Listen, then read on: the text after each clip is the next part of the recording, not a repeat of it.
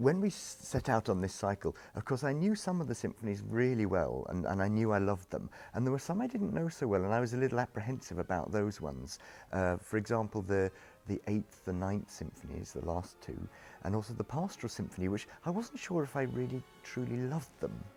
And what has been a revelation to me is that I really do. These are fantastic pieces, and each symphony is so different. And so doing this cycle has really shown me that. And I think the orchestra would agree with me. There came a point when we did number 7, the Antarctic Symphony, where the first read-through with the orchestra, it was as if we'd all done this before, but we'd never done it before, you know.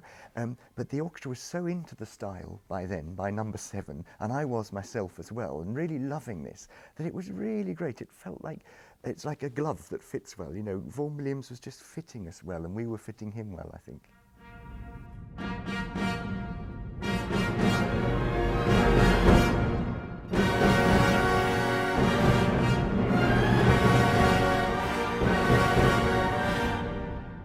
For the orchestra and myself to have done number 4, 5 and 6 in the Proms. We did them in Glasgow, we did them in concerts in Scotland, but then to put all 3 together that one time was quite a special thing. It was a huge effort, Herculean task for the orchestra, for all of us.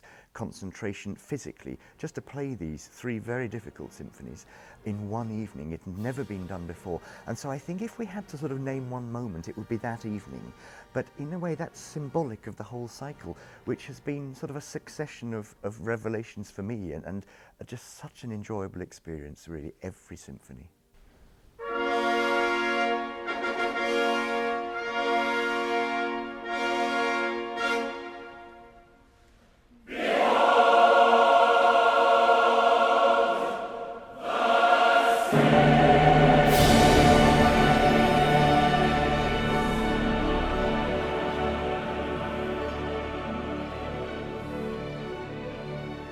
The first symphony, he calls it Sea Symphony, a sea symphony.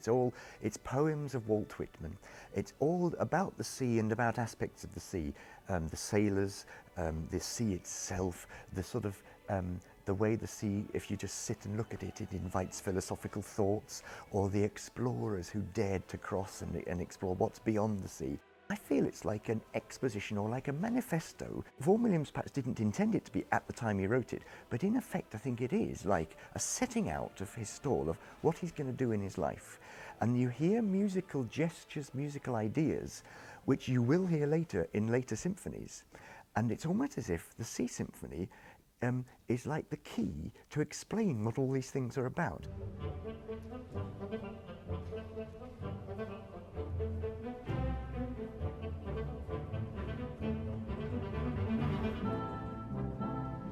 A rude brief recitative of ships sailing the seas.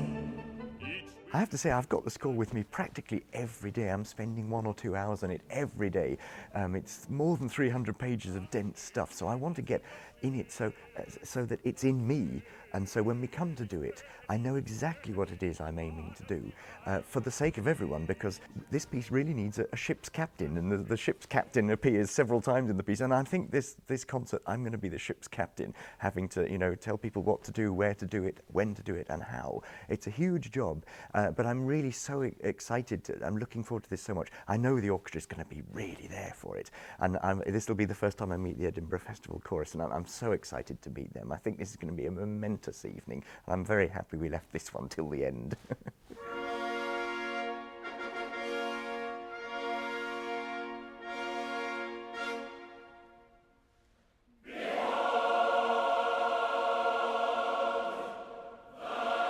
Behold the